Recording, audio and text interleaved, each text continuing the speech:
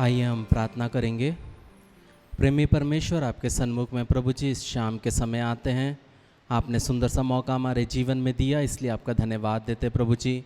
अलग अलग जगह से प्रभु जी आपने हमें प्रभु जी यहाँ पे इकट्ठा होने के लिए मदद किया, इसलिए आपका धन्यवाद देते प्रभु जी।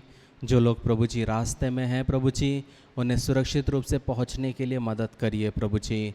और जिस कार्य के तहत प्रभु जी आपने हमें प्रभु जी यहाँ इकट्ठा होने के लिए मदद किया है, आने के लिए बल दिया, सामर्थ दिया, इसके लिए आपका धन्यवाद देते प्रभु जी। हर एक डिस्टर्बेंसेस को हम कैंसिल करते प्रभु जी, और आपके आत्मा का कार्य हमारे बीच में होने जाए प्रभु जी। जो वचन को हम पढ़ते हैं प्रभु जी, होने दे प्रभु जी कि सिर्फ हम सुनने वाले नहीं बल्कि उसको समझने वाले और उस पर चलने वाले भी बनने पाए प्रभु जी। ऐसा आप कर रहे प्रभु जी, इसलिए आपका धन्यवाद देते हैं। छोटी सी विनती आपके बेटे यीशु नासरी के नाम से मांगते हैं, सुन और कबूल कर। आमीन आमीन आमीन। आज जो बाइबल स्टडी में हम सीखेंगे, पिछली बार हमने किसके बारे में सीखा? सुसमाचार के बारे में सीखा कि सुसमाचार क्या होता है और हमें सुसमाचार क्यों सुनाना है और किस तरीके से हमारा बदलाव होता है, वो सब हमने देखा। लेकिन एक और चीज़ है जो हमारे जीवन में बहुत इम्पॉर्टेंट है, वो है पवित्र जीवन। और परमेश्वर चाहता है कि हम पवित्र बने। बहुत से लोग हैं, पवित्र होने के लिए वो लोग बहुत सारे चीज़ों को करते हैं, लेकिन हम कितना भी कर ले हम खुद से पवित्र नहीं हो सकते हैं, बल्कि पवित्र होने के लिए हमें यीशु मसीह की हमारे जीवन में आवश्यकता है। जब हम आइज़ाया चैप्टर 6 वर्सेस 1 to 3 पढ़ते हैं, जब हम यशाया नबी की किताब 6 उसका 1 से 3 पढ़ते हैं, वहाँ पे लिखा है, जिस वर्ष उजिया राजा मरा, मैंने प्रभु को बहुत ही ऊंचे सिंहासन पर विराजमान देखा और उसके वस्त्र के घेर से मंदिर भर गया। उससे ऊंचे पर सराब दिखाई दिए और उनके 6 पंख थे। 2 पंख से वे अपने मुंह को ढांपे थे और 2 से अपने पाँवों को और 2 से उड़ रहे थे। और वे एक दूसरे से पुकार कर कह रहे थे, सेनाओं का यहोवा पवित्र पवित्र पवित्र है, सारी पृथ्वी उसके तेज से भरपूर है। तो यहाँ पे हम देख सकते हैं कि यशाया जो एक नबी था, उसको परमेश्वर एक दर्शन देता है और वो दर्शन में देखता है कि जो परमेश्वर का सिंहासन को वो देखता है और सिंहासन के वहाँ पे जो स्वर्गदूत थे, उनके 6 पंख थे। 2 से वो अपने आँखों को बंद किए हुए थे, 2 से अपने मुंह को बंद किए हुए थे, 2 से अपने पाँवों को बंद किए हुए थे और 2 से वो क्या कर रहे थे? उड़ रहे थे। और उड़ते उड़ते वो क्या कह रहे थे? सेनाओं का यहोवा पवित्र पवित्र पवित्र है। तो हमारा जो परमेश्वर है वो क्या है? पवित्र है। तो हम जो उस पर विश्वास करते हैं, उस पर हमें भी क्या बनना है? पवित्र बनना है। ये पवित्र बनने के लिए आपको पैसे देने की ज़रूरत नहीं है, पवित्र बनने के लिए अपने आप को मारने की ज़रूरत नहीं है, अपने आप को काटने की ज़रूरत नहीं है। पर पवित्र कब हम बनते हैं? जब हम यीशु मसीह को अपने जीवन में उद्धारकर्ता के रूप में हम स्वीकार करते हैं। आज जो हम वचन सीखेंगे वो है 1 थिस्सलुनीयंस चैप्टर 4 वर्सेस 1 to 12। पहला थिस्सलुनियों 4 अध्याय उसका 1 से 12, हम उसमें से आज हम सीखेंगे कि हमें किस तरह पवित्र जीवन को जीना है। जब पौलुस, जिसने ये किताब को लिखी है, वो थिस्सलुनीकियों के मसीहों को जब ये लिखता है, तब वो जो लोग थे वो मूर्ति पूजा के अंधेरे में डूबे हुए थे और पौलुस चाहता था कि उनकी लालसा पवित्र हो। तो जब पौलुस वो किताब को लिख रहा था थिस्सलुनीका के लोगों के लिए, तब वो जो लोग थे वो मूर्ति पूजा में थे, वो पाप में थे, बंधन में थे, और पौलुस चाहता था कि वो लोग क्या करें? एक अच्छा जीवन जिए। तो आज हम पवित्र जीवन क्या है उसके बारे में हम लोग सीखेंगे और इसके लक्षण क्या हैं और इसके विशेषताएं क्या हैं। पवित्र जीवन जीना बोलना बहुत आसान है, मैं तो पवित्र हूँ, मैं अच्छा जीवन जी रहा हूँ, लेकिन ये होता क्या है और किस तरह से हम पवित्र जीवन जी सकते हैं वो भी यहाँ पे हम आज देखेंगे। तो पवित्र जीवन का अर्थ जो है वो पहला ये है कि एक ऐसा जीवन जीना जो परमेश्वर के लिए आनंददायक और मन भावना रूप हो।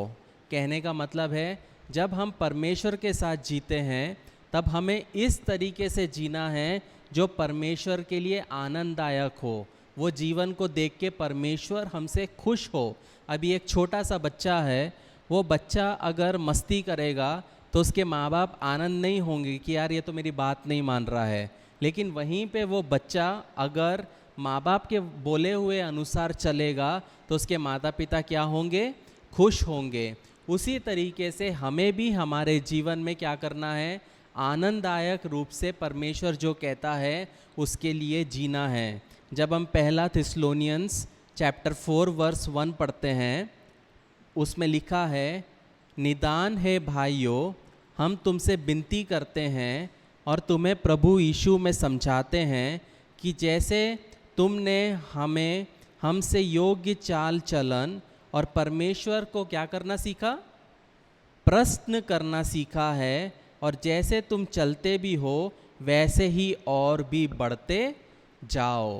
तो यहाँ पे पौलुस क्या कहता है अपने लोगों को कि परमेश्वर को प्रश्न करना जो तुमने सीखा है वैसे ही तुम चलते जाओ और बढ़ते जाओ। ये नहीं बोल रहे कि हफ्ते में सिर्फ संडे को आपको चलना है, हफ्ते में सिर्फ मंडे को आपको चलना है, ऐसा नहीं, बल्कि 365 दिन 24 घंटे हर दिन हमें क्या करना है, हमारे जीवन में, हमारे जो बोलचाल में, चाल चरण में, हर एक चीज़ में हमें इस तरह चलना है जिससे परमेश्वर को हम क्या कर सके, हम खुशी दे सके। तो मेरा प्रश्न आपसे ये है कि क्या हम उसे खुश करना चाहते हैं कि नहीं, क्या हम उसे और बढ़ाना चाहते हैं कि नहीं। तो उसके लिए हमें क्या करना है, उसके लिए हमें क्या करना है, पवित्र जीवन जीना है और हमारे जीवन में जिस तरह इनोक था वैसी गवाही उसके जीवन में होनी चाहिए। जब हम हिब्रूस चैप्टर 11 वर्सेस 5 पढ़ते हैं, जब हम इब्रानियों की किताब 11 उसका 5 पढ़ते हैं, वहाँ लिखा है, विश्वास ही से हानोक उठा लिया गया कि मृत्यु को ना देखे और उसका पता नहीं मिला, क्योंकि परमेश्वर ने उसे उठा लिया था और उसके उठाए जाने से पहले उसकी ये गवाही दी थी कि उसने परमेश्वर को प्रश्न किया है।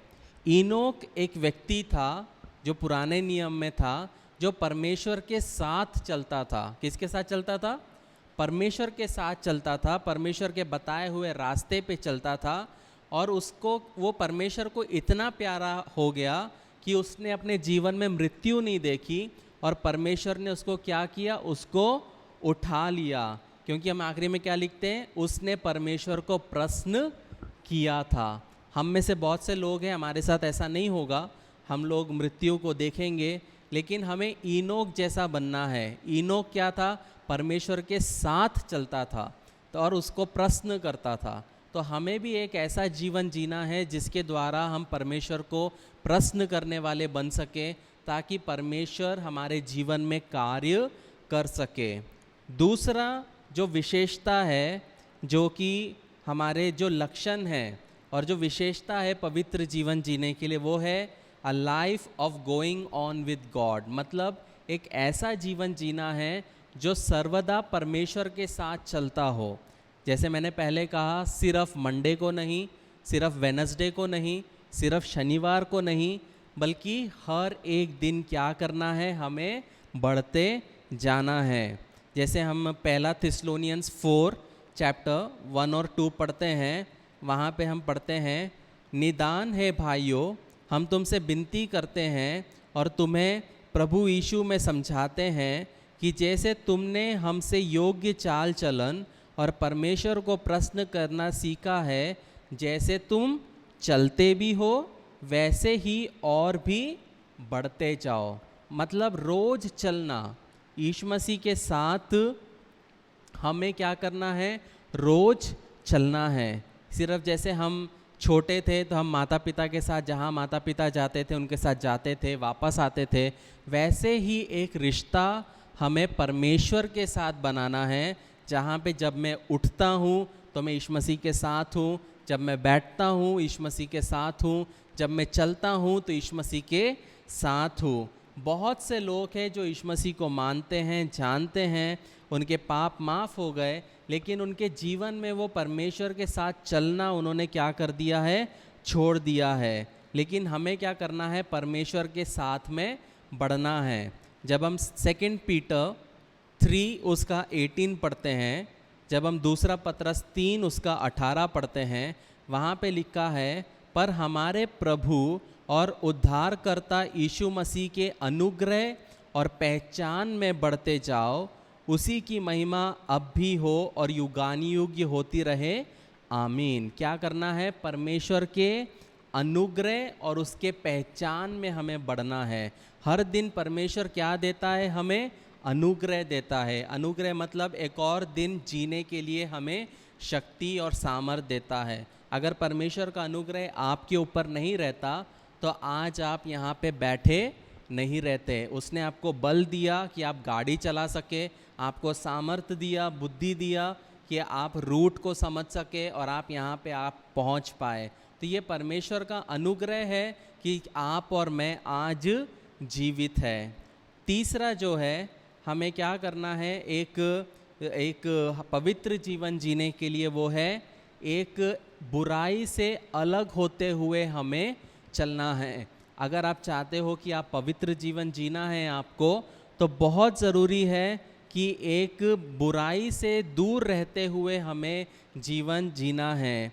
बुराई में चलना नहीं है, बल्कि बुराई से हमें दूर रहना है। जब सामने वाला इंसान आपको बोलेगा चलो पेग मारने चलते हैं, तब आपको क्या करना है, आपको बोलना है चलो, ऐसा बोलना है नहीं, आपको बोलना है नहीं, हम नहीं चल सकते, क्योंकि हमें मसीह वो अलाउ नहीं करता है। हमें पवित्र जीवन जीना है, हमें हर एक बुराई चीज़ों से दूर रहना है। जब हम 1 थिस्सलुनीयंस चैप्टर 4 वर्स 3 पढ़ते हैं, जब हम 1 थिस्सलुनियों 4 उसका 3 पढ़ते हैं, उसमें लिखा है, क्योंकि परमेश्वर की इच्छा ये है कि तुम पवित्र बनो, अर्थात व्यभिचार से बचे रहो। परमेश्वर चाहता है कि हम पवित्र बने और हर एक प्रकार के व्यभिचार से, पाप से हमें क्या करना है, हमें बचे रहना है। और जब हम इसी चैप्टर का 4 और 5 पढ़ते हैं, वहाँ पे लिखा है, और तुम में से हर एक पवित्रता और आदर के साथ अपने पात्र को प्राप्त करना जाने, और ये काम अभिलाषा से नहीं और ना उन जातियों के नाई जो परमेश्वर को नहीं जानते।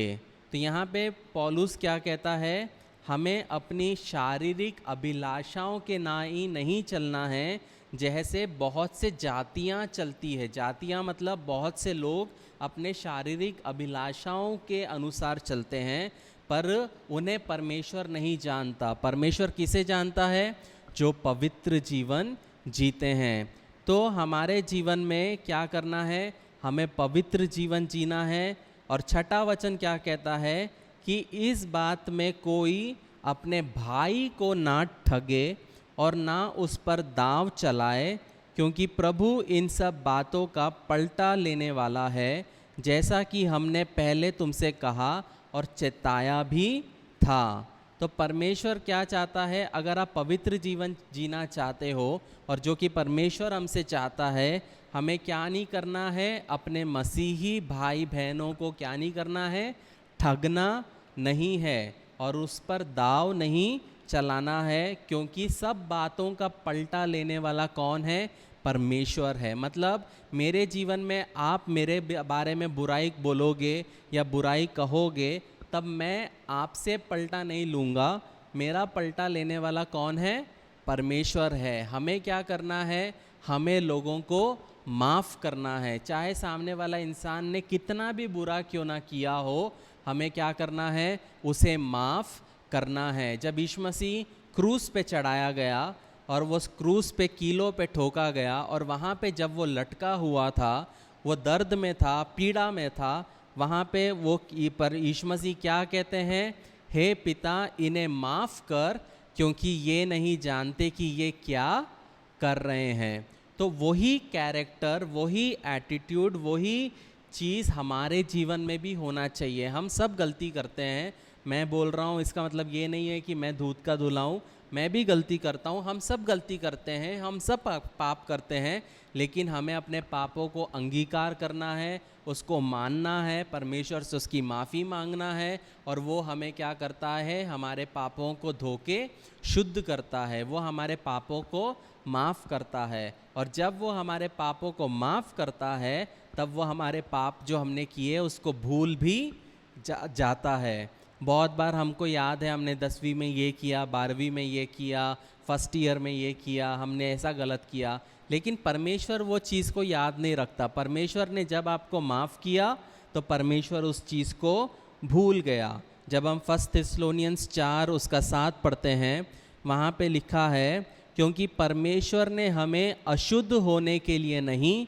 परंतु पवित्र होने के लिए बुलाया है। परमेश्वर ने हमें क्यों बुलाया है? पवित्र होने के लिए, चुगली नहीं करने के लिए, किसी के बाद पीठ पीछे बुराई करने के लिए नहीं, बल्कि पवित्र जीवन जीने के लिए हमें परमेश्वर ने बुलाया है। जब हम 2 कोरिन्थियंस 7 उसका 1 पढ़ते हैं, वहाँ पे हम देखते हैं कि परमेश्वर हमें पवित्रता से जीने के लिए बुलाता है। यहाँ पे हम लिखा है, सो हे प्यारो, जबकि ये प्रतिज्ञाएं हमें मिली है, तो आओ हम अपने आप को शरीर और आत्मा की सब मालिन्यता से शुद्ध करें और परमेश्वर का भय रखते हुए पवित्रता को सिद्ध करें। क्या लिखा है? शरीर और आत्मा की मालिन्यता से शुद्ध करें और परमेश्वर का भय रखते हुए पवित्रता को सिद्ध करें।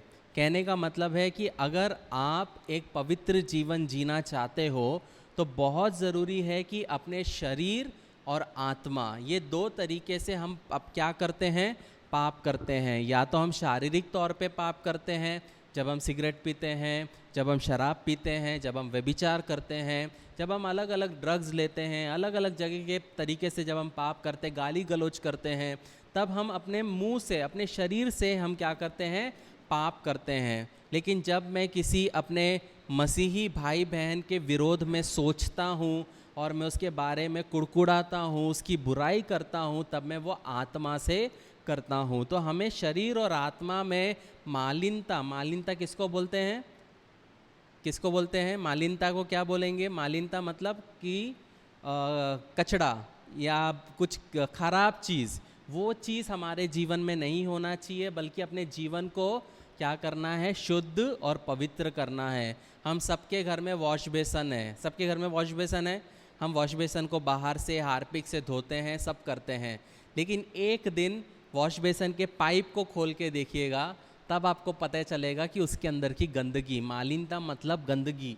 तो हमें वो वॉश बेसन क्लीन है, लेकिन उसका पाइप में क्या है, गंदगी है। वैसे ही हमें भी हमारे जीवन में क्या करना है, गंदगी आने नहीं देना है और हमारे जीवन को हमेशा क्या करना है, पवित्र रखना है। जब हम मैथ्यू चैप्टर 10 वर्स 28 पढ़ते हैं, जब हम मत्ती 10 उसका 28 पढ़ते हैं, वहाँ पे लिखा है, जो शरीर को घात करते हैं पर आत्मा को घात नहीं कर सकते, उनसे मत डरना और उसी से डरो जो आत्मा और शरीर दोनों को नरक में नाश कर सकता है। यहाँ पे वो क्या कह रहा है कि शरीर को घात करने वाला से हमें नहीं डरना है। मतलब मनुष्य क्या करेगा, आपके शरीर को क्या कर सकता है, घात कर सकता है, आपके शरीर को दुख पहुंचा सकता है, लेकिन हमें उनसे नहीं डरना है। लेकिन हमें किससे डरना है? परमेश्वर से डरना है। क्यों डरना है? क्योंकि वो हमारे आत्मा और शरीर को दोनों को नरक में नाश कर सकता है। तो जब हम जीते हैं तब हमको क्या करना है, एक पवित्र जीवन जीना है, क्योंकि हमारा परमेश्वर क्या है, पवित्र है। चौथा जो चीज़ है जो हमारे जीवन में जो विशेषता होनी चाहिए एक पवित्र जीवन जीने के लिए, वो है एक ऐसा जीवन जिसमें हम अपने शरीर को अपने कंट्रोल में रखते हैं। कुछ लोग बोलते हैं कि मेरे सामने में शराब की बोतल आ गई तो मैं कंट्रोल नहीं कर सकता, मेरे सामने में सिगरेट आ गया तो मैं कंट्रोल नहीं कर सकता, मेरे सामने में कोई स्त्री आई तो मैं अपने सोच को कंट्रोल नहीं कर सकता। लेकिन हमें क्या करना है, हमें अपने शरीर को क्या करना है, कंट्रोल करना बहुत आवश्यक है। जब हम 1 थिस्सलुनियंस चैप्टर 4 वर्स 4 पढ़ते हैं, उसमें लिखा है, और तुम में से हर एक पवित्रता और आदर के साथ अपने पात्र को प्राप्त करना जाने। क्या कहता है? पवित्रता और आदर के साथ अपने शरीर को क्या करना है, अपने शरीर को संभालना है हमें। अगर हम नहीं संभालेंगे तब क्या होगा, हमारे जीवन में क्या आएगा, पाप आएगा और श्राप आएगा। जब हम रोमन्स चैप्टर 12 वर्स 1 पढ़ते हैं, उसमें लिखा है, इसलिए हे भाइयों, मैं तुमसे परमेश्वर की दया स्मरण दिलाकर विनती करता हूँ कि अपने शरीर को जीवित और पवित्र और परमेश्वर को भावता हुआ बलिदान करके चढ़ाओ, यही तुम्हारी आत्मिक सेवा है। मतलब अपने जीवन को क्या करना है, हमें बलिदान चढ़ाना है। इसका मतलब ये नहीं है कि चाकू लेना है, अपने आप को काटना है, बल्कि दिन ब दिन हमें क्या करना है, अपने आप को अच्छा बनाना है। जब मेरे अंदर में गलत काम करने के विचार आते हैं, सोच विचार आते हैं, किसी को गुस्से में कुछ बोलने के विचार आते हैं, तब हमें क्या करना है, एक अच्छा व्यक्ति बनना है और अपने घमंड को मारना है, अपने मैं को मारना है और एक अच्छा जीवन क्या करना है, हमें जीना है। जब हम रोमन्स चैप्टर 6 वर्सेस 12 एंड 13 पढ़ते हैं, जब हम रोमियो 6 उसका 12 से 13 पढ़ते हैं, इसमें लिखा है, इसलिए पाप तुम्हारे मरणहार शरीर में राज्य ना करे कि तुम उसकी लालसाओं के अधीन रहो, और ना अपने अंगों को अधर्म के हथियार होने के लिए पाप को सौंपो, पर अपने आप को मरे हुओं में से जी उठा हुआ जानकर परमेश्वर को सौंपो, और अपने अंगों को धर्म का हथियार होने के लिए परमेश्वर को सौंपो। क्या कहता है वचन यहाँ पे पौलुस, कि अपने शरीर को शैतान के हाथ में और शैतान के कामों के लिए ना सौंपो, बल्कि अपने अंगों को धर्म के हथियार के लिए, धर्म मतलब पवित्रता, अच्छाई के कामों के लिए हमें देना है। जैसे कि हमें प्रार्थना करना है, उपवास करना है, वचन पढ़ना है, जब लोग दुख में हैं, निराशा में हैं तो उनकी मदद करना है, जब कोई अस्पताल में है तो उनसे मिलने जाना है, उनके लिए प्रार्थना करना है। इस तरीके से हमें अपने शरीर का क्या करना है, सदुपयोग करना है। ये नहीं कि जब हमें मौका मिले तो हम गलत काम करने चले, लेकिन जब हमें मौका मिलता है तब हमें क्या करना है, परमेश्वर के साथ में हमें चलना है। पांचवा चीज़ जो हमें हमारे जीवन में होना चाहिए एक पवित्र जीवन जीने के लिए, वो है परिवर्तित जीवन। मतलब हमारे जीवन में परिवर्तन होना बहुत आवश्यक है। जब हम पहला 1 थिस्सलुनियंस 4 उसका 5 पढ़ते हैं, वहाँ पे लिखा है, और ये काम अभिलाषा से नहीं और ना उन जातियों की नाई जो परमेश्वर को नहीं जानती। मतलब हमें अभिलाषाओं में नहीं जीना है, उन जातियों के नाई, उन लोगों के नाई जो परमेश्वर को नहीं जानते। जैसे कि एक व्यक्ति जो परमेश्वर को नहीं जानता वो पाप करेगा, गलत काम करेगा, क्योंकि उसको पता नहीं है अच्छा क्या है, बुरा क्या है। लेकिन आप और मैं जब हम अच्छा और बुरा जानने लग जाते हैं, तब हमें क्या करना है, सच्चाई से, पवित्रता से हमारे जीवन को जीना है। क्यों जीना है? क्योंकि परमेश्वर हमको 24/7 देखता है। मैंने जैसे लास्ट वीक एग्जाम्पल दिया था, उदाहरण दिया था कि अगर आपके माता पिता हमेशा आपके साथ रहेंगे तब आप किस तरह जियोगे। आप वेबसाइट खोलोगे तो सिर्फ अच्छे वेबसाइट खोलोगे, आप जब मोबाइल देखोगे तो अच्छे चीज़ें देखोगे, आप जब कॉलेज जाओगे तो क्लास अटेंड करोगे, हर एक चीज़ अच्छा करोगे। क्यों?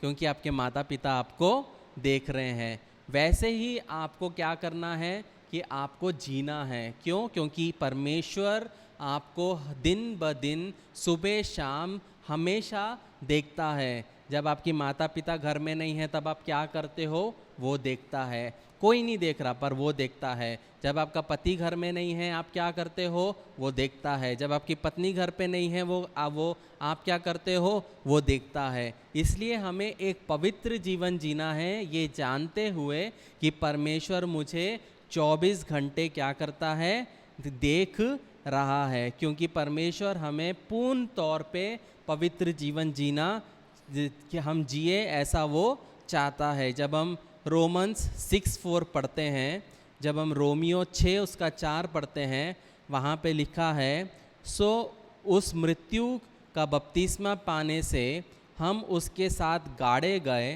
ताकि जैसे मसीह पिता की महिमा के द्वारा मरे हुओं में से जिलाया गया, वैसे ही हम भी नए जीवन की सी चाल जिए। परमेश्वर चाहता है कि जैसे यीशु मसीह मृतकों में से जी उठा, मारा गया, गाड़ा गया और तीसरे दिन जी उठा, वैसे ही हम भी अपने पापों से जिलाए जाएं और वैसे ही हम भी नया जीवन जिए। जब मैं 9th स्टैंडर्ड में था और मैंने अपने जीवन को यीशु मसीह में दिया, तब उसके पहले मैं भी गाली गलौज करता था, मैं भी सब गलत काम करता था। लेकिन जब यीशु मसीह को अपना जीवन दिया तो उसके बाद जब मैं स्कूल में गया तो मेरे दोस्त लोगों ने मेरे को देखा और उन्होंने बोला, यार इवेंट्स बदल गया है, ना अब ये गाली देता है, ना अब किसी की बुराई करता है। कहने का मतलब है कि हमें क्या करना है, एक नया जीवन जीना है।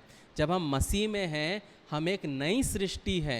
हमारे जीवन में जब हम जिस तरह हम जी रहे हैं, हम बात कर रहे हैं, चाल चलन, हर एक चीज़ में, हमारा बिजनेस है, हमारा शॉप है, कुछ भी हो, हमें सच्चाई और खराई से हमें जीना है। और जितना हमारा बनता है उतना ही लेना है और उससे ज़्यादा हमें नहीं लेना है, क्योंकि परमेश्वर हमें जानता है। जैसे कल मेरे घर पे लॉक ख़राब हो गया था और मैंने लॉक ठीक करने वाले व्यक्ति को बुलाया और मैंने उसको बोला कि ये लॉक चेंज करना है। और मुझे पता है कि ये लॉक चेंज करने के लिए ज़्यादा से ज़्यादा 100 रुपये या 200 रुपये होंगे। और क्योंकि दूसरे से भी पूछा लेकिन वो आ नहीं पा रहा था, मैंने दूसरे कारपेंटर को बुलाया। इस कारपेंटर ने आया, 5 मिनट में लॉक चेंज किया। मैंने बोला कितने रुपए हुए? उसने बोला 500 रुपये। सिर्फ 2 या 5 मिनट के काम के लिए उसने 500 लिया। लेकिन मैंने उससे झगड़ा नहीं किया, कुछ नहीं किया। उसने 500 मांगा, मैंने उसको 500 दिया। परमेश्वर सब देख रहा है। हमको किसी से लड़ने के लिए जाने का ज़रूरत नहीं है।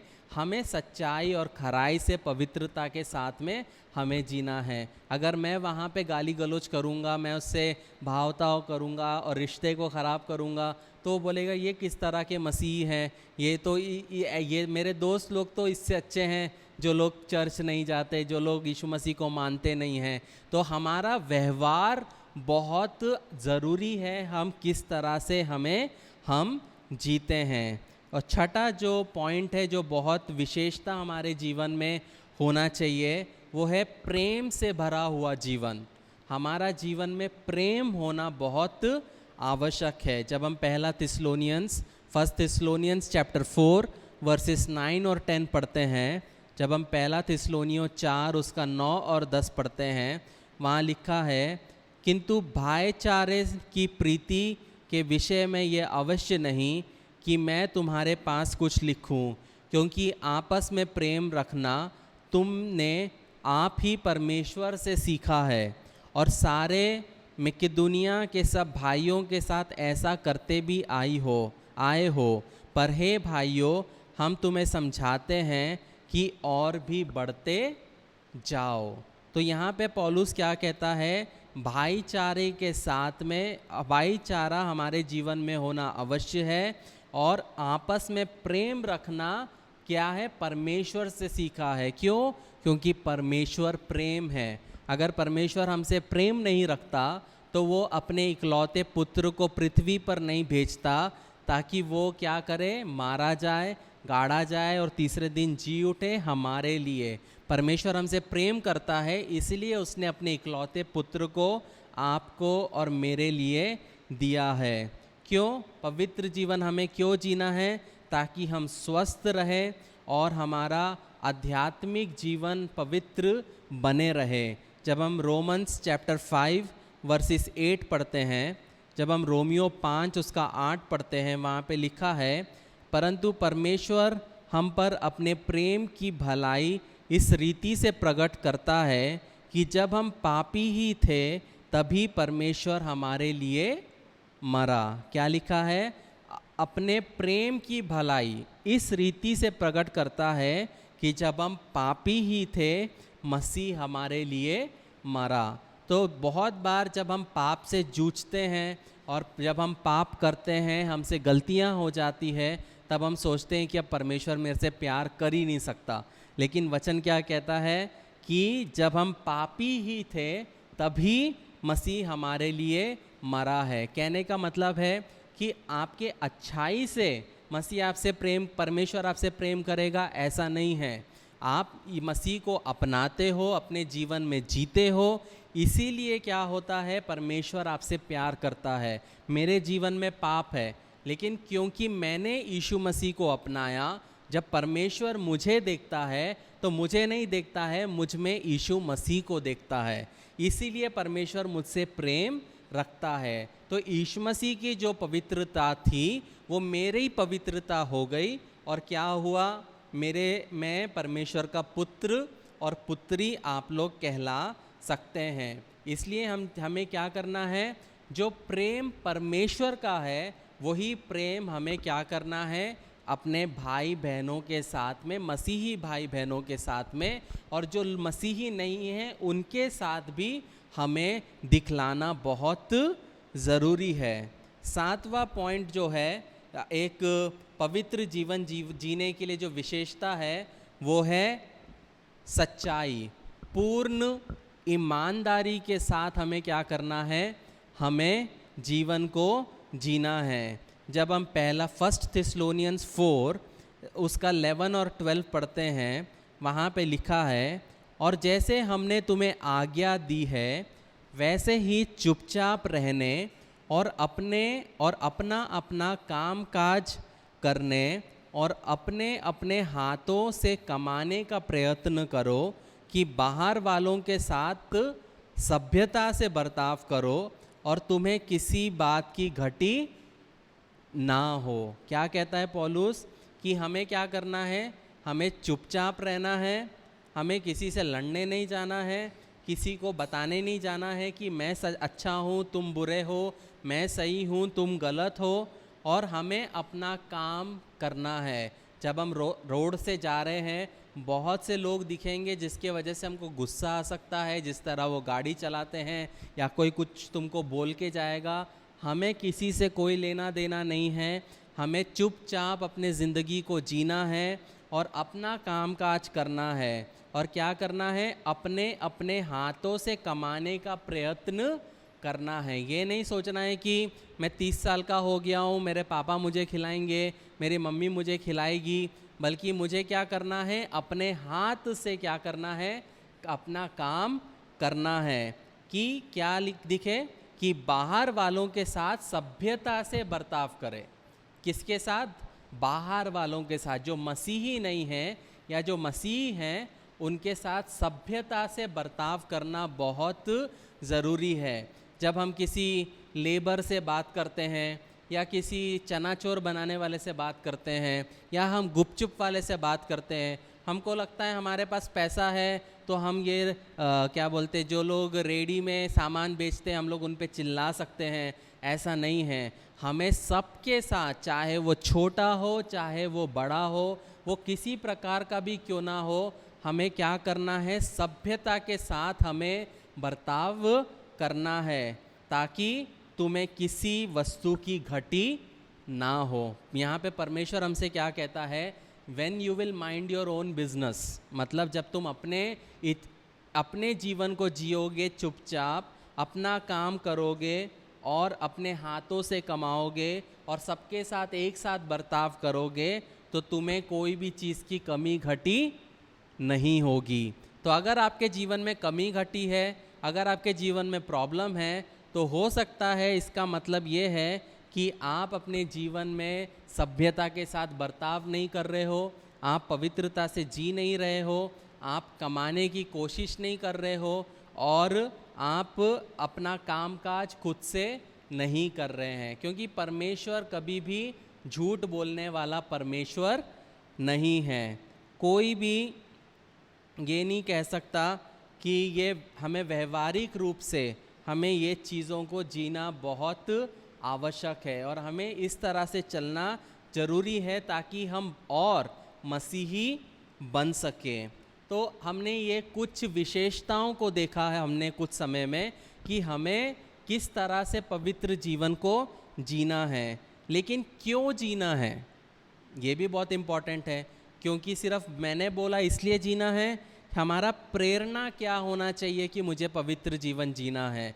हमारा प्रेरणा ये होना चाहिए क्योंकि परमेश्वर इसकी आज्ञा देते हैं, क्योंकि परमेश्वर कहते हैं कि तुम्हें पवित्र जीवन जीना है। ये बहुत ज़रूरत है। और जब हम दूसरा वचन पढ़ते हैं, पहला थिस्सलुनीयों 4 उसका 2, वहाँ पे हम देखते हैं, वहाँ पे लिखा है हमने प्रभु यीशु की ओर से तुम्हें कौन कौन सी आज्ञा पहुँचाई है। मतलब जो आज्ञाएं उनको यीशु मसीह से मिली वो उन्होंने हमें क्या दिया है? हमें सीखने के लिए दिया है। और तीसरा वचन जब हम पढ़ते हैं वहाँ लिखा है ये परमेश्वर की इच्छा है कि तुम पवित्र बनो। जब हम 7वां वचन पढ़ते हैं वहाँ पे लिखा है परमेश्वर ने हमें अशुद्ध होने के लिए नहीं परंतु पवित्र होने के लिए बुलाया है। क्या? और 8वां वचन जब हम पढ़ते हैं इसमें लिखा है अगर तुम पवित्र जीवन जीने को तुच्छ जानते हो, इस कारण जो तुच्छ जानता है वो मनुष्य को नहीं परंतु परमेश्वर को तुच्छ जानता है। मतलब क्यों हमें पवित्र जीवन जीना है? क्योंकि परमेश्वर कहता है। और अगर परमेश्वर कहता है कि तुझे पवित्र जीवन जीना है और तू पवित्र जीवन अगर नहीं जिएगा तो क्या होगा? तू परमेश्वर को तुच्छ जानने वाला होगा। इसलिए हमें पवित्र जीवन जीना बहुत आवश्यक है। दूसरा, हमें पवित्र होने की ज़रूरत है क्योंकि हमारे जीवन में पाप है, हमें पाप से उभरने की ज़रूरत है। और तीसरा, दुनिया हमसे एक पवित्र जीवन जीने की उम्मीद करती है। ये बहुत इम्पॉर्टेंट है। आप बोलोगे इसका मतलब क्या है? इसका मतलब ये है कि जब मसीही लोग जिस तरह जीते हैं वो जीवन को जीते हुए लोग जान जाते हैं कि ये मसीह है। अगर एक मसीही शराब पी के घर आएगा तो उसके मोहल्ले के लोग बोलेंगे कुछ तो गड़बड़ है, क्योंकि मसीही लोगों के बारे में ऐसा नहीं कहा जाता है। जो सच्चा मसीह है वो पवित्रता में जीता है।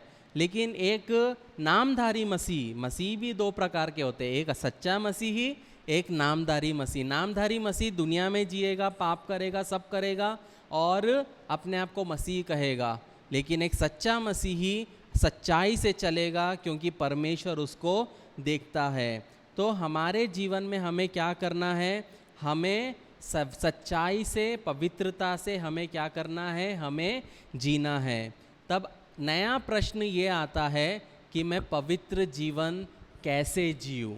ये आता है कि नहीं आता है? परमेश्वर ने तो बोल दिया पवित्र जीवन जीना है, लेकिन मैं कैसे जी सकता हूँ? मैं तो इंसान हूँ, मुझ में पाप है, मेरे सोच विचार में पाप है, तो मैं कैसे जी सकता हूँ? उसका उत्तर है जब हम पहला थिस्सलुनीयंस 4 उसका 8 पढ़ते हैं, वहाँ पे हम देख सकते हैं हम हमारे बलबूते पे हम पवित्र जीवन नहीं जी सकते। बहुत से लोग हैं मुझे मैसेज करते हैं, ब्रदर मैं ये करना छोड़ना चाहता हूँ लेकिन मैं नहीं छोड़ पा रहा, मैं ये करना चाहता हूँ मैं नहीं कर पा रहा हूँ, क्योंकि वो अपने आप से पवित्र जीवन जीने की कोशिश कर रहे हैं।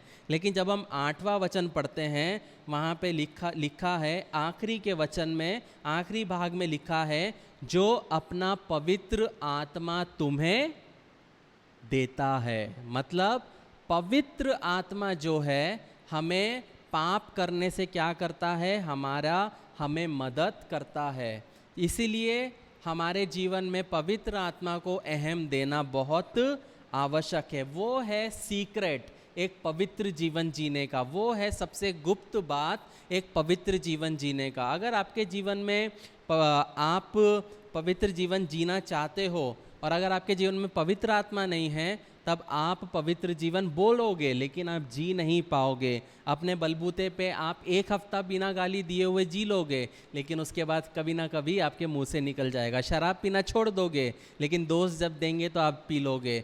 लेकिन जब आपके जीवन में पवित्र आत्मा है, तब आप पवित्र आत्मा क्या करता है, आपको मदद करता है कि एक अच्छा व्यक्ति बनने के लिए। तो क्या करना चाहिए हमें? सबसे पहला चीज़ हमें करना है, हमें पवित्र आत्मा की उपस्थिति को पहचानना है। ये कैसे पहचानेंगे? जब हम जीवन को जीते हैं, जब आप कुछ गलत करने जाते हैं, तब आप क्या करते हैं, आपके अंदर में एक विचार आता है कि ये जो तू कर रही है, ये जो तू कर रहा है, ये तू गलत है। वो कौन बताता है? वो पवित्र आत्मा हमको बताता है। आप बोलोगे ना यहाँ पे कोई है, लेकिन ऐसा सोच क्यों आ रहा है? ये सोच इसलिए आता है क्योंकि पवित्र आत्मा हमारी मदद करता है कि हम एक पवित्र जीवन को जिए। जब हमारे 1000 बनते हैं और अब जब हम 10,000 की बोलते हैं, तब हमारे अंदर आता है कि क्या मैं गलत कर रहा हूँ। तब हमें क्या करना है, वो आवाज़ को समझना है, वो सोच जो पवित्र आत्मा लाता है उसको क्या करना है, समझना है और हमें सही डिसीजन लेना है। तभी क्या होगा, वहीं पे शैतान भी आपसे बात करेगा। शैतान बोलेगा, रे जितना महंगाई का समय है, तू 1000 रुपये में कैसे जिएगा, तू 10,000 ले ले। लेकिन आपको हमेशा पवित्र आत्मा को सुनना है, तो वो हमारे साथ हमेशा उपस्थित है, इसलिए हमें उसकी उपस्थिति को क्या करना है, पहचानना है। दूसरा, हमें उसके व्यक्तित्व का सम्मान करना है। हम कभी कभी पवित्र आत्मा क्या है, एक व्यक्ति है, आत्मा इट नहीं है, वो पर्सन है। जिस तरह आप हो उसी तरह से पवित्र आत्मा है। तब आपको क्या करना है कि आपको उसको इज्जत देना है। जब पवित्र आत्मा आपसे कुछ कहता है तो उसको इज्जत देते हुए आपको चलना है, बढ़ना है और आगे बढ़ना है। और तीसरा चीज़, अगर आप पवित्र आत्मा चाहते हो अपने जीवन में और पवित्र जीवन जीना चाहते हो, तो हमें उससे शक्ति प्राप्त करना बहुत आवश्यक है। क्योंकि जब पवित्र आत्मा हमारे जीवन में आता है, तब वो हमें शक्ति देता है, हमें बल देता है, हमें सामर्थ्य देता है। तो बंद करने के पहले हम कुछ विशेषताओं को देखेंगे पवित्र आत्मा के बारे में। अभी हमने समझा कि पवित्र आत्मा क्या है, एक पर्सन है, एक व्यक्ति है। तो उसकी क्या विशेषता है? हर एक इंसान की कुछ विशेषता है। कोई बोलेगा ये बहुत जैसे हम इंसान को देखते तो बोलते हैं ये बहुत लंबा है, नाटा है, गोरा है, काला है, ये ऐसा है, वैसा है। वैसे पवित्र आत्मा के भी क्या हैं, विशेषताएँ हैं। पहला विशेषता जो पवित्र आत्मा का है वो क्या है, वो बोलता है। पवित्र आत्मा बोलता है। जब हम एक्ट्स चैप्टर 28 वर्स 25 पढ़ते हैं, जब हम प्रेरितों के काम 28 उसका 25 पढ़ते हैं, वहाँ लिखा है, जब आपस में एक मत ना हुए तो पौलुस के इस बात के कहने पर चल दिए कि पवित्र आत्मा ने यशाया भविष्यवक्ता के द्वारा तुम्हारे बाप दादों से अच्छा कहा कि जाकर इन लोगों से कह। यहाँ पे हम देख सकते हैं कि यशाया भविष्यवक्ता से पवित्र आत्मा के द्वारा उस लोगों से परमेश्वर ने क्या की, बातचीत की। तो पहला चीज़ क्या है, पवित्र आत्मा बात करता है। तो जब आप अकेले सोए हो सकता है कभी कभी ये होता है कि आप एकदम से सुनोगे कि आपके नाम को कोई पुकार रहा है। आप बोलोगे नयन नयन, आप सोचोगे किसने पुकारा, तो वो पवित्र आत्मा है जो आपको पुकारता है, आपसे एक रिश्ता बनाना चाहता है। तब आपको क्या करना है, जब आपके जीवन में ऐसा होता है कि तब आपको बोलना है कि हाँ पवित्र आत्मा बोलो, मैं सुन रहा हूँ। इस तरीके से पवित्र आत्मा हमसे बात करता है। जिस तरह एक व्यक्ति बात करता है, उस तरह पवित्र आत्मा हमसे बात करता है। दूसरा, पवित्र आत्मा हमें सिखाता है। जब हम जॉन 14:26 पढ़ते हैं, जब हम यूहन्ना 14 उसका 26 पढ़ते हैं, वहाँ पे लिखा है, परंतु सहायक अर्थात पवित्र आत्मा जिसे पिता मेरे नाम से भेजेगा वे तुम्हें सब बातें सिखाएगा और जो कुछ मैंने तुमसे कहा है वह सब तुम्हें स्मरण कराएगा। तो यीशु मसीह यहाँ पे क्या बोल रहे हैं, जो सहायक, जो पवित्र आत्मा जब वो आएगा वो क्या करेगा, वो तुम्हें सिखाएगा और मैंने जो जो बोला है वो तुम्हें स्मरण कराएगा। पवित्र आत्मा का काम है सिखाना और स्मरण कराना। मतलब आपने सुना होगा वचन कहता है चोरी ना करना, आपने चर्च आए, आपने सुना कि मैंने कहा, सिखाया हमने कि चोरी नहीं करना है। जब आप चोरी करने जाओगे तब एकदम से आपके अंदर में पवित्र आत्मा स्मरण दिलाएगा कि तूने तो सुना था कि क्या नहीं करना है, चोरी नहीं करना है। तो किसका काम है, पवित्र आत्मा का काम है। तो पवित्र आत्मा हमें क्या करता है, हमें सिखाता है, हमें स्मरण कराता है। तीसरा चीज़ जो पवित्र आत्मा करता है वो पापियों के साथ में प्रयास करता है। अब इसका क्या मतलब है, जब हम जेनेसिस चैप्टर 6 वर्स 3 पढ़ते हैं, जब हम उत्पत्ति 6 उसका 3 पढ़ते हैं, वहाँ पे लिखा है, और यहोवा ने कहा मेरा आत्मा मनुष्य से सदा लो विवाद करता ना रहेगा, क्योंकि मनुष्य भी शरीर ही है और उसकी आयु 120 वर्ष की होगी। यहाँ पे परमेश्वर क्या बोल रहा है, मेरा आत्मा लोगों से वाद विवाद करता नहीं रहेगा। तो बहुत ज़रूरी है वो चीज़ कि हमें क्या करना है कि पवित्र आत्मा हमसे क्या करेगा, वाद विवाद करेगा। वाद विवाद मतलब आप जब गलत काम करने को जाओगे तब आपके अंदर में ऐसी एक सोच आएगी कि नहीं करना है, तुझे ये नहीं करना है, तुझे गाली गलौज नहीं करना है, तुझे लड़ाई नहीं करना है, तुझे ये नहीं करना है। वो वाद विवाद करेगा आपके साथ में, आपको समझाएगा कि तू जो करने जा रहा है या तू जो कर रही है वो क्या है, वो गलत है। फिर भी अगर हम उसकी नहीं सुनेंगे तो क्या होगा, हम पवित्र आत्मा के काम को अपने जीवन में देख नहीं पाएंगे।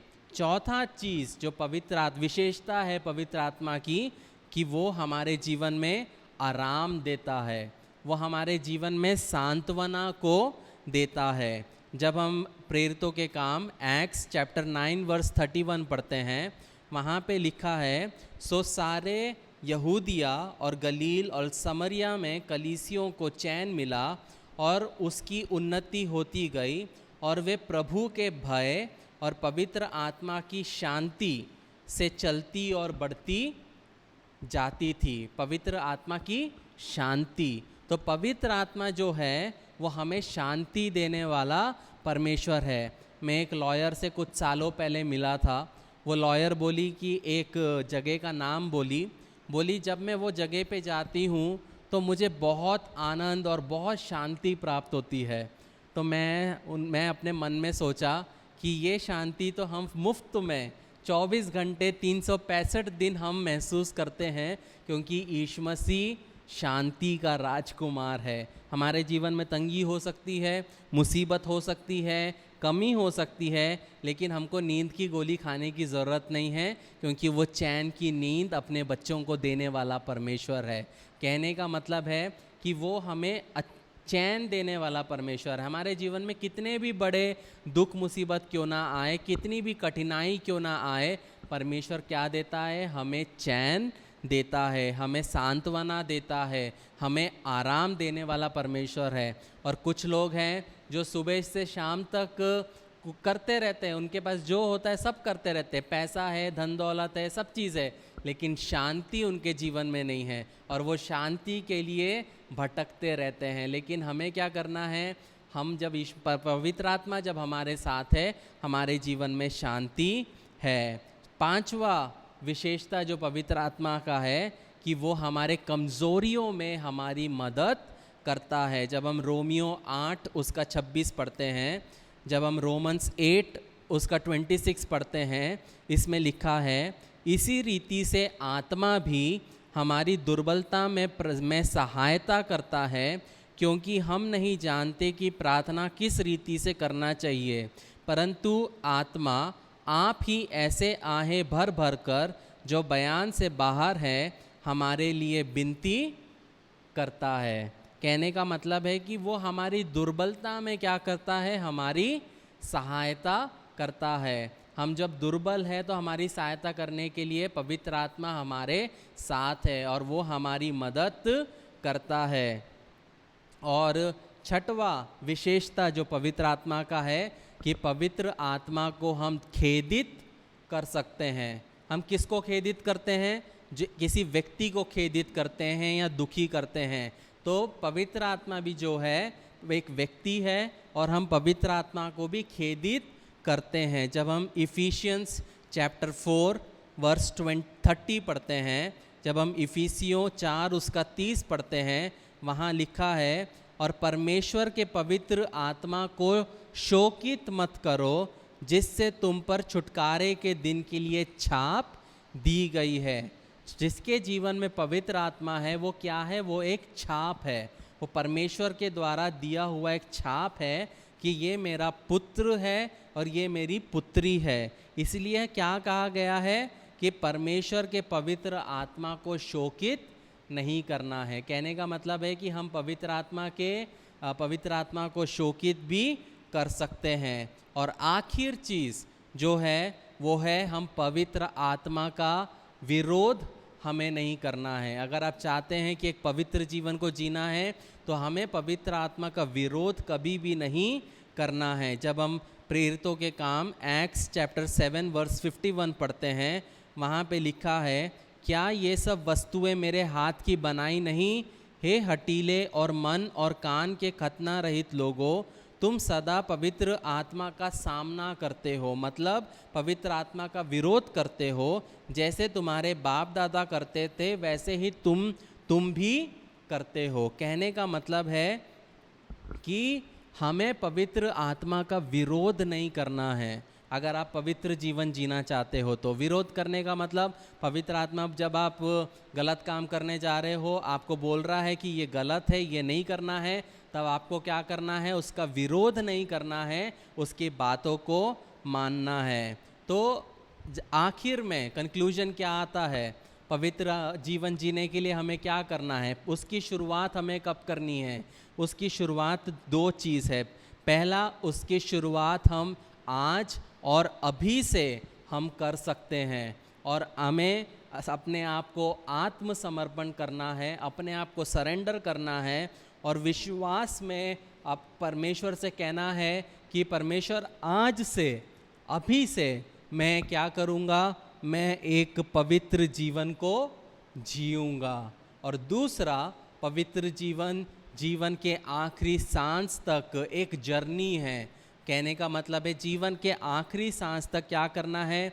हमें उसकी उपस्थिति को पहचानना है, उसके व्यक्तित्व का सम्मान करना है और उसकी शक्ति प्राप्त करते हुए हमें जीवन के आखिरी सांस तक क्या करना है?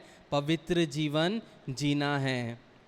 जब हम हिब्रूस चैप्टर 12 वर्स 14 पढ़ते हैं, जब हम इब्रानी 12 उसका 14 पढ़ते हैं, वहाँ पे लिखा है, सबसे मेल मिलाप रखने और उस पवित्रता की खोजी हो जिसके बिना कोई प्रभु को कदापि ना देखने पाएगा। अगर आप पवित्र जीवन नहीं जियोगे तो यहाँ पे क्या लिखा है? आप प्रभु को देखने ना पाओगे, अगर आप पवित्र जीवन नहीं जियोगे तो। और जब हम पहला पत्रस 1 पीटर 1 उसका 15 और 16 पढ़ते हैं, वहाँ पे लिखा है, पर जैसे तुम्हारा बुलाने वाला क्या है? पवित्र है। बुलाने वाला कौन है? यीशु मसीह। जैसे तुम्हारा बुलाने वाला पवित्र है वैसे ही तुम भी अपने सारे चाल चलन में पवित्र बनो, क्योंकि लिखा है कि पवित्र बनो क्योंकि मैं पवित्र हूँ। हमारा परमेश्वर कौन है? पवित्र परमेश्वर है। हमारा परमेश्वर मार काट करने वाला परमेश्वर नहीं है। हमारा परमेश्वर क्या बोलते परेशान करने वाला परमेश्वर नहीं है। हमारा परमेश्वर चंगा करने वाला, हमारा परमेश्वर शांति देने वाला, हमारा परमेश्वर उद्धार देने वाला, हमारा परमेश्वर जीवन का मुकुट देने वाला परमेश्वर है। और हमारा परमेश्वर क्या है? पवित्र है। इसलिए हमें भी पवित्र जीवन जीना बहुत आवश्यक है। मैं आशा करता हूँ कि ये बाइबल स्टडी में आपको कुछ मिला होगा समझने के लिए। वीडियो रिकॉर्ड हो रहा है, यूट्यूब में अपलोड होगा, आप घर में फिर से इस वचन को सुन सकते हो और नोट्स बना सकते हो और अपने जीवन में एक पवित्र जीवन जीना बहुत ज़रूरी है। जब यीशु मसीह वापस आएंगे और एक नया आकाश और एक नया पृथ्वी होगा, तब वहाँ पे ना पाप होगा, ना रोना धोना होगा, ना दर्द होगा, दुख होगा, ना मुसीबत होगा।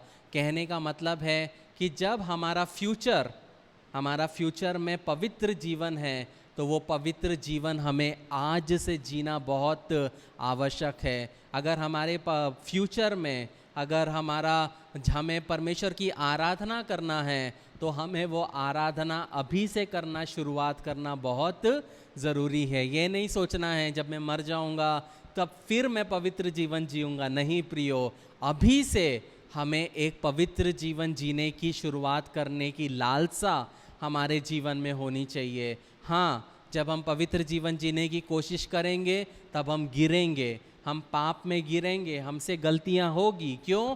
क्योंकि हम मनुष्य हैं। जैसे हमने वचन में देखा, ये जानते हुए कि हम पापी हैं, परमेश्वर ने अपने इकलौते पुत्र को हमारे लिए दिया। तो मनुष्य होने के नाते हमसे गलती हो सकती है, लेकिन अपने गलतियों को मानकर, माफ़ी मांगकर हम ये खड़ा होना है, हमें जीना है। क्योंकि वो जो मुकुट है जो परमेश्वर ने हमारे लिए रखा है, वो जीवन का मुकुट हम सबको क्या करना है?